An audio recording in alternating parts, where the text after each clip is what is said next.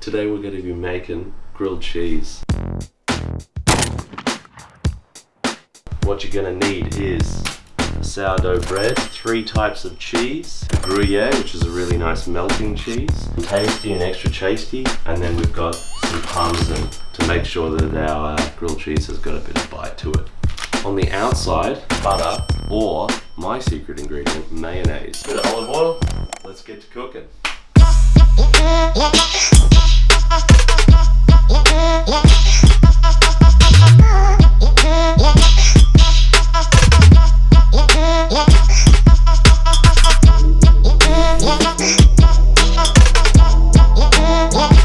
Got to give it long enough time to let the cheese melt in there, soak into that sourdough. I should fucking grilled cheese.